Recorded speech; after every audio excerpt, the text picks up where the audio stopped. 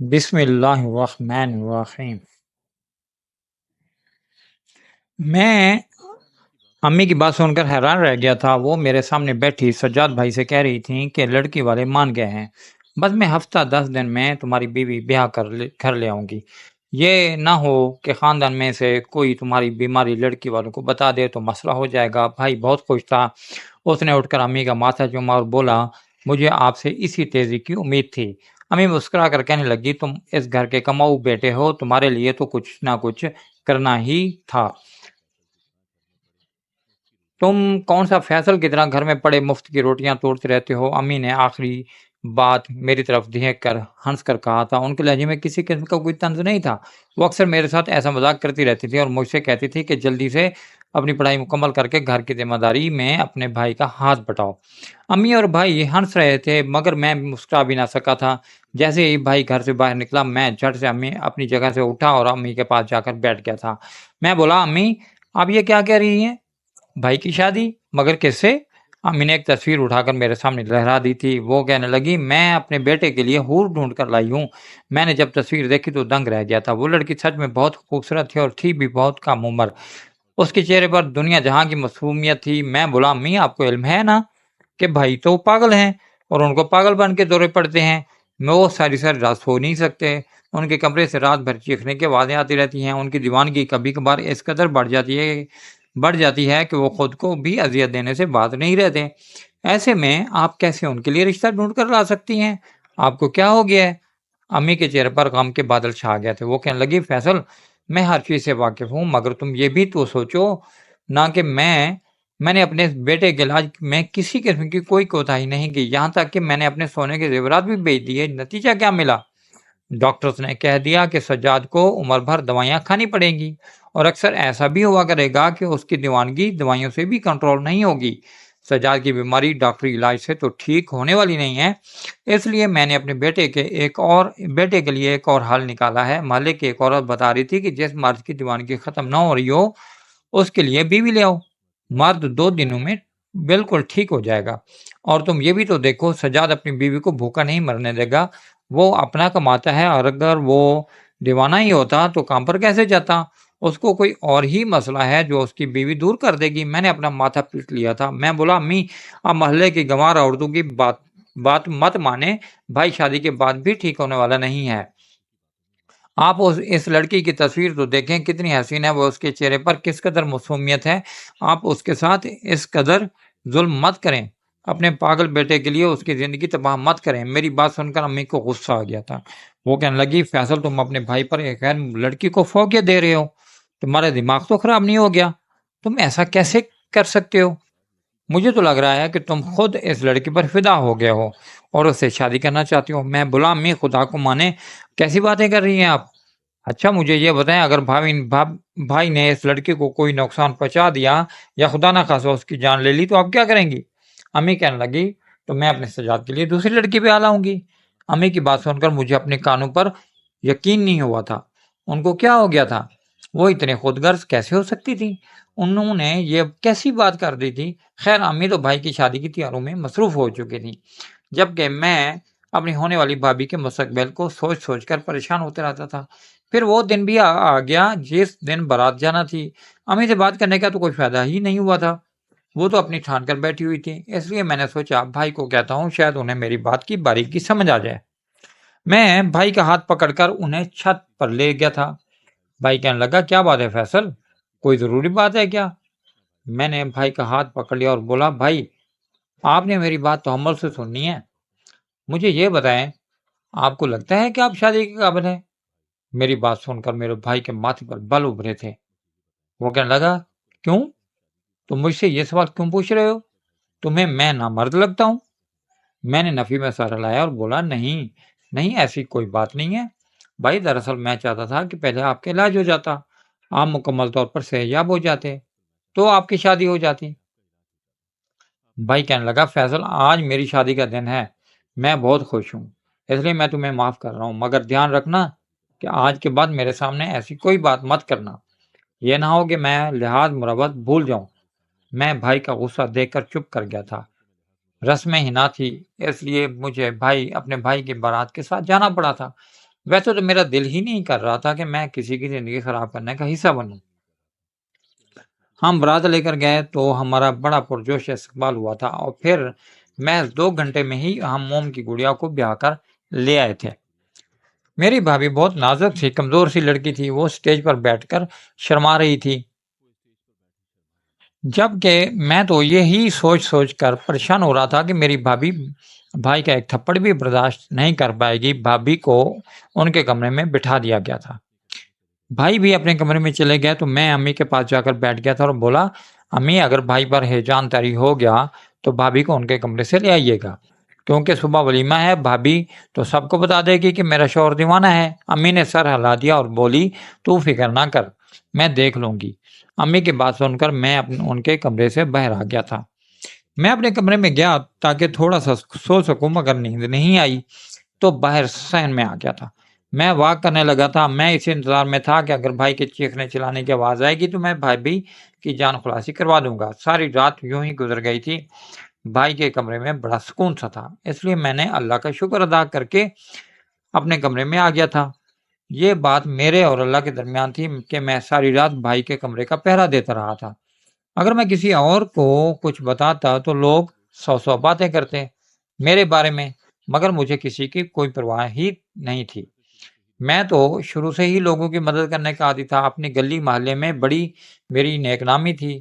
اگر کسی کو بھی مدد کی ضرورت ہوتی تو لوگ سب سے پہلے میرا نام ہی لیتے تھے، پھر چاہے اگر کسی بزرگ کو میڈیکل اسٹور سے دوا منگوانی ہوتی یا پھر کسی بچے کو دکان سے کچھ دلانا ہوتا، محلے کی آنٹیاں بھی سبزی وغیرہ منگوانے کے لیے مجھے ہی پکارتی تھی۔ میں سب کے کام آتا تھا، اس طرح میرے دل کو بڑا سکون ملتا تھا۔ بھلا ایسی زندگی کسی نے کیا کرنی جو کسی کے کام ہی نہ آ سکے۔ خیر صبح ہوئی تو گھر میں چہل پہل ہونے لگی تھی، ولیمے پر جانے کے لیے سب ہی تیاریوں میں مصروف تھے۔ میری بھی آنکھ شور شرابے سے کھل گئی تھی۔ میں کمرے سے باہر نکلا تو سب سے پہلے امی کے پاس ہی گیا تھا۔ میں بولا، امی بھابھی کہاں ہیں؟ امی نے میرا ماتھا چوما، وہ کہنے لگی، میرے بچے تو کیوں اتنی فکر کرتا ہے؟ میں نہ کہتی تھی کہ تمہارے بھائی کی ساری بیماری شادی کے بعد رخصت ہو جائے گی؟ ایسا ہی ہوا ہے، تیری بھابھی تو بڑی خوش تھی اور بھائی بھی۔ میں امی کی باتیں سن کر مسکرا دیا تھا اور بولا، چلیں یہ تو بہت اچھی بات ہے، میں بھی کام میں مصروف ہو گیا تھا۔ تب امی میرے پاس آئی اور کہنے لگی، فیصل اپنی بھابھی کو پارلر تک لے جاؤ گے؟ میں بولا، جی امی میں لے جاتا ہوں۔ میں نے گاڑی نکالی اور بھابھی کو پارلر لے گیا تھا۔ راستے میں نے ان کے چہرے کو جانچنے کی کوشش کی تھی، وہ پرسکون ہی لگ رہی تھی۔ میں نے تھوڑی ہمت کی اور بولا، بھابھی آپ کو میرے بھیا کیسے لگے؟ بھابھی نے میری جانب مسکرا کر دیکھا اور بولی، بہت اچھے ہیں، بلکہ آپ سب بھی بہت اچھے ہو۔ میں نے محسوس کیا ہے کہ آنٹی کی تربیت ہی ایسی ہے جو آپ دونوں بیٹوں کی رگوں میں دوڑ رہی ہے۔ بھابھی کا اچھا جواب سن کر مجھے سکون مل گیا تھا۔ میں بھابھی کو چھوڑ کر واپس آ گیا تھا۔ پھر 2 گھنٹے بعد جب ان کا میک اپ ہو گیا تو بھائی انہیں واپس گھر لے آئے تھے۔ پھر سب مل کر ہوٹل گئے تھے۔ ہوٹل میں نے محسوس کیا تھا کہ بھائی کی طبیعت کچھ بگڑ رہی ہے، انہیں بار بار پسینہ آ رہا تھا، ان کی حالت بالکل ویسے ہو رہی تھی جیسے دورہ پڑنے سے پہلے ہوتی تھی۔ میں بڑا گھبرا گیا تھا، میں نہیں چاہتا تھا کہ یہاں پر کسی قسم کا کوئی تماشا لگے، اس لیے میں نے ولیمے کا فنکشن ختم کرایا اور سب کو گھر واپس لے گیا تھا۔ امی کا موڈ آف ہو گیا تھا، وہ کہنے لگی، تم کب سے اتنے بڑے ہو گئے کہ میری اجازت کے بغیر تم نے ولیمہ ختم کروا دیا؟ میں بولا، امی بھائی کی طبیعت بگڑنے لگی تھی، گھر آ کر انہیں دورہ پڑ جاتا ہے تو کوئی بڑی بات نہیں، مگر سب کے سامنے وہ چیخنے لگتے تو سوچیں ہم لوگوں کو کیا وضاحتیں دیتے۔ میری بات سن کر امی پریشان ہو گئی تھی، کہنے لگی، بہو کو آئے دن ہی کتنے ہوئے ہیں، اگر اسے دورہ پڑ گیا تو میں کیا جواب دوں گی اس کی بیوی کو؟ میں بولا، امی مجھے اس بات کا علم نہیں ہے کہ آپ نے کیا جواب دینا ہے اور کیا نہیں، بس بھائی کا خیال رکھیے گا، کہیں وہ بھابھی کو کوئی نقصان نہ پہنچا دے، نہیں تو ساری عمر جیل بھگتتے رہ جائیں گے۔ امی مزید پریشان ہو گئی تھی۔ میں چپ چاپ اپنے کمرے میں آ گیا تھا۔ مجھے امی پر بھی غصہ آ رہا تھا کہ انہیں علم بھی تھا کہ ان کا بیٹا ٹھیک نہیں ہے، پھر بھی انہوں نے ایک لڑکی کی زندگی خراب کر دی تھی۔ اپنے بیٹے کی خوشیوں کے لیے کسی دوسری لڑکی کی خوشیوں کا قتل کر دیا تھا۔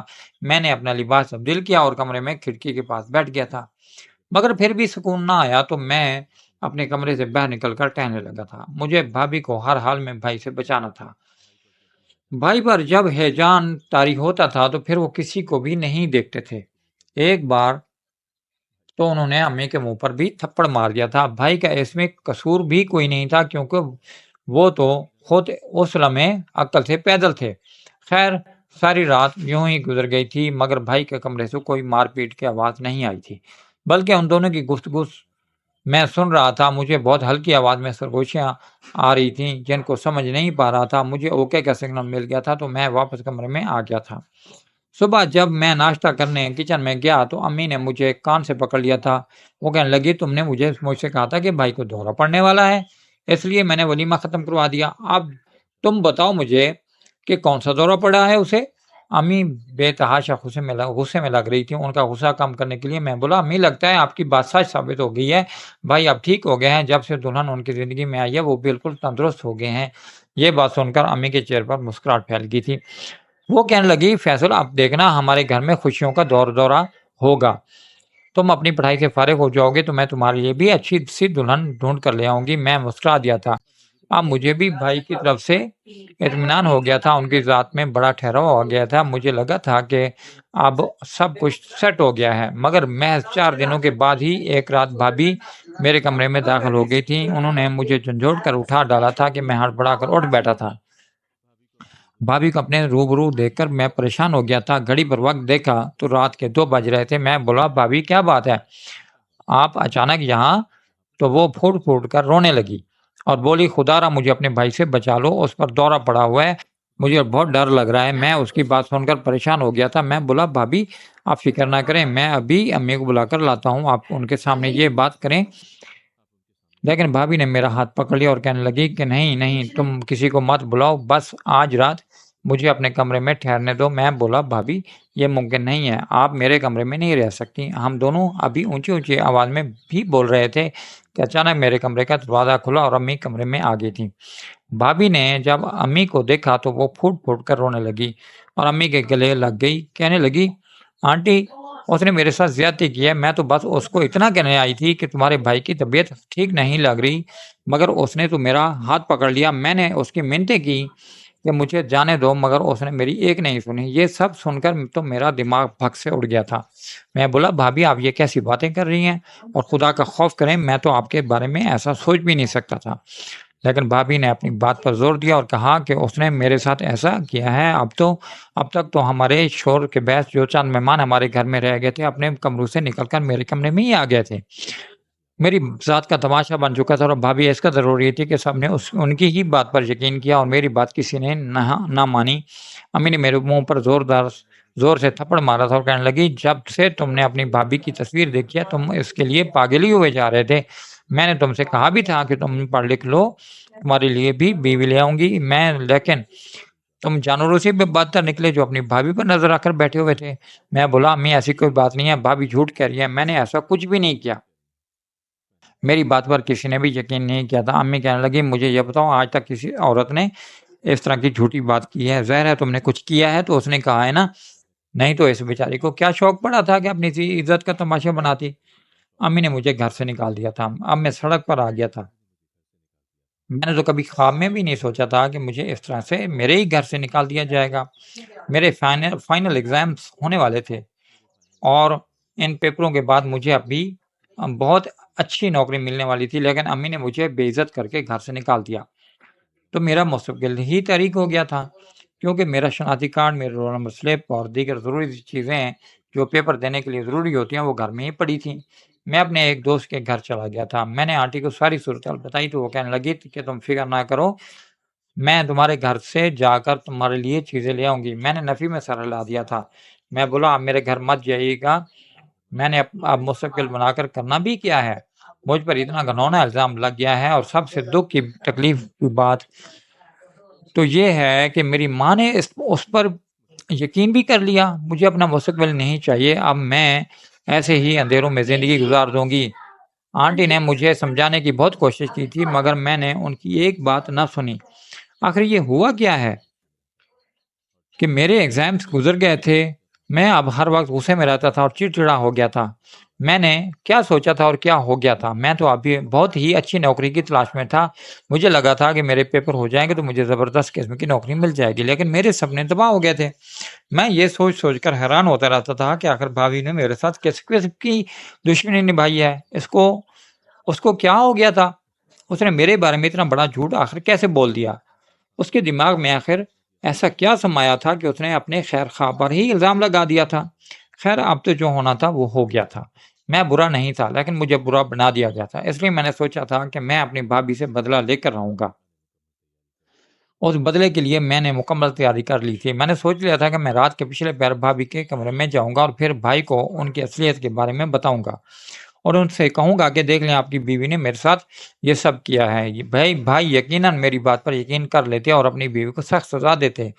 میں یہی سوچ کر اپنے گھر گیا تھا۔ رات کے 2:30 بج چکے تھے۔ میں گھر کے ہر کھڑکی اور دروازے سے واقف تھا اور مجھے علم تھا کہ بھائی کے کمرے کی ایک کھڑکی باہر کی جانب بھی کھلتی ہے، جو کہ اکثر کنڈی کے بغیر بند ہوتی تھی، کیونکہ بھائی کھڑکیوں کو کنڈی نہیں لگایا کرتے تھے، ان کو وحشت ہوتی تھی۔ آج رات میں نے اندر جانے کا فیصلہ کیا تھا۔ میں نے کھڑکی کو تھوڑا سا دھکیلا تو وہ پوری طرح کھلتی چلی گئی تھی اور میں اس کھڑکی کے اندر دیکھ کر تو دنگ ہی رہ گیا تھا۔ میرا بھائی بیڈ پر اونھے منہ لیٹا ہوا تھا، جبکہ میری بھابھی غیر مرد کی گود میں سر رکھ کر لیٹی ہوئی تھی اور باتیں کر رہی تھی۔ یہ منظر دیکھ کر تو میری جان ہی نکل گئی تھی۔ بھابھی نے جب مجھے دیکھا تو وہ جلدی سے اٹھ بیٹھی تھی۔ وہ الٹا مجھ پر ہی چلانے لگی اور کہا کہ تم پھر سے میرے کمرے میں آ گئے، تمہیں ذرا شرم نہیں آتی؟ تم آخر چاہتے کیا ہو؟ مجھ سے جو رات گئے اس وقت میرے کمرے میں آئے ہو۔ معصوم سی نظر آنے والی لڑکی بڑی تیز تھی اور اپنے گناہ پر پردہ ڈالنے کی کوشش کر رہی تھی۔ اسے اس بات کا ڈر نہیں تھا کہ میں نے اس لڑکے کے ساتھ دیکھ لیا ہے۔ وہ مجھے ہی باتیں سنانے لگی تھی۔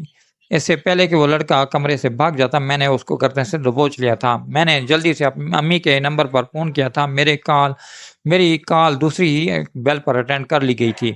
ظاہر سی بات ہے رات کے اس پیر فون کرتا تو انہیں پریشانی ہوتی کہ آخر بیٹا فون کیوں کر رہا ہے۔ میں بولا امی جلدی سے بھائی کے کمرے میں آئے۔ امی تو ننگے پاؤں ہی دوڑ کر بھائی کے کمرے میں آ گئی تھی۔ امی مجھے اور اس لڑکے کو دیکھ کر حیران رہ گئی تھی۔ یہ سب کیا ہو رہا ہے؟ مجھے سمجھاؤ تو۔ میں بولا کہ امی میں نے سوچا تھا کہ بھائی کو بھابھی کے سارے کرتوت بتا دوں گا کہ انہوں نے مجھ پر جھوٹا الزام لگایا تھا، اس لیے میں رات کے اس پیر پچھلی کھڑکی سے آیا، کیونکہ میں آپ سے ناراض تھا اور آپ کے سامنے نہیں کرنا چاہتا تھا۔ جب میں کمرے میں داخل ہوا تو بھابھی کو اس لڑکے کے ساتھ دیکھا، جبکہ بھائی تو گہری نیند سو رہا ہے۔ اتنا کچھ ہو جانے کے باوجود بھائی ابھی تک اٹھا بھی نہیں تھا۔ امی دوڑ کر بھائی کی طرف گئی اور کہنے لگی کہ اٹھو میرا بیٹا، اٹھو، تم کیوں نہیں اٹھ رہے؟ لیکن بھائی کے وجود میں کسی قسم کی کوئی حرکت نہیں ہوئی تھی۔ امی نے پورا جگ بھائی کے منہ پر انڈیل دیا تھا، لیکن بھائی ابھی تک سو رہے تھے۔ میں نے خوف زدہ ہو کر ان کی نبض ٹٹولی تو وہ ابھی تک چل ہی رہی تھی۔ میں بھابھی پر چلایا اور بولا کہ تم دونوں نے میرے بھائی کو کیا کیا ہے؟ تو وہ لڑکا کہنے لگا میں نے کچھ بھی نہیں کیا، جو بھی کیا ہے اسی نے کیا ہے، تم مجھے چھوڑ دو، مجھے جانے دو۔ تو میں بولا کہ نہیں، تمہیں کیسے جانے دو؟ تمہیں تو میں پولیس کے حوالے کروں گا۔ تم رات کے اس پیر ہمارے گھر میں داخل ہوئے ہو تو کیسے؟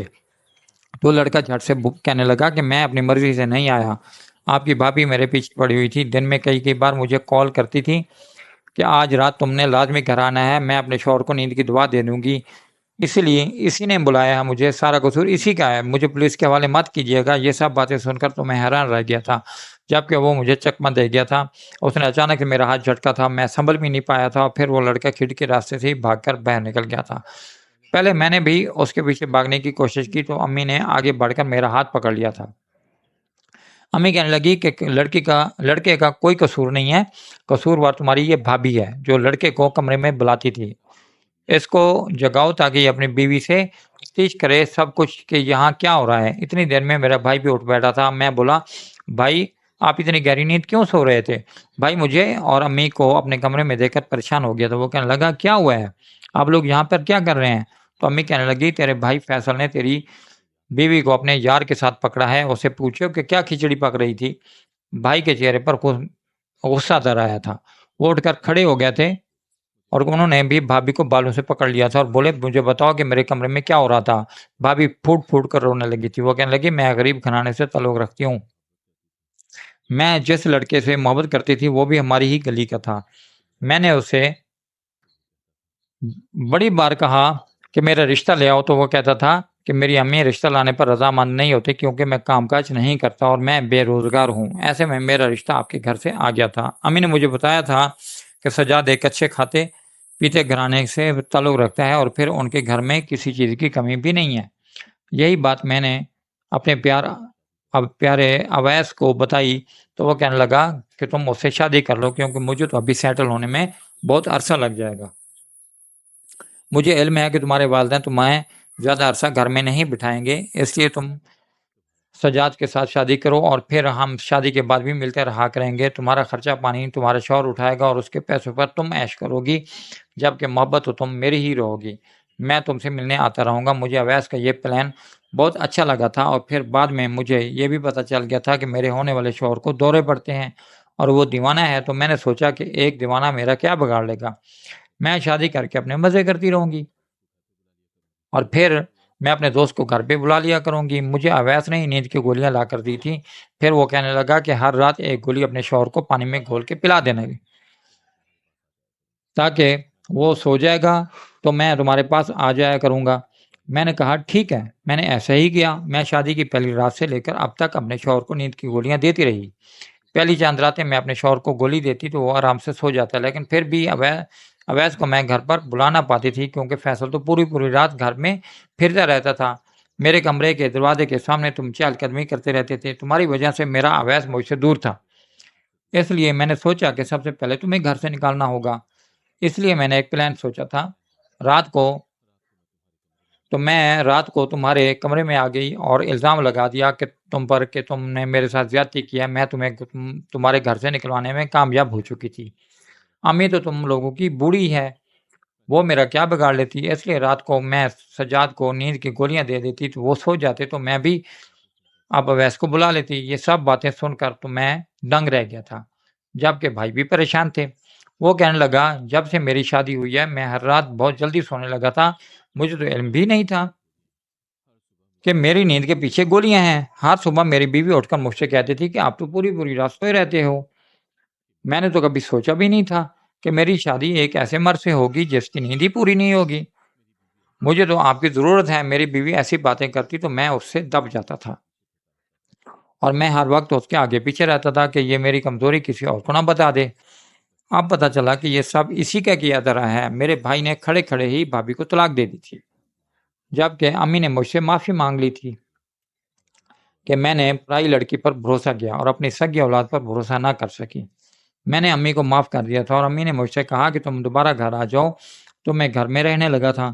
امی نے بھی وعدہ کیا تھا کہ اب جب تک سجاد مکمل طور پر ٹھیک نہیں ہو جائے گا میں اس کی دوبارہ شادی نہیں کرواؤں گی۔ میری بھابھی شکل کی بہت معصوم تھی مگر اس کے کرتوت بہت برے تھے۔ میں نے کبھی خواب میں بھی نہیں سوچا تھا کہ میرے ساتھ ایسا ہوگا۔ خیر بھابھی ہمارے گھر سے چلی گئی اور ہمیں ایک بہت بڑا سبق دے گئی تھی کہ لوگ ویسے ہوتے نہیں ہیں جیسے نظر آتے ہیں۔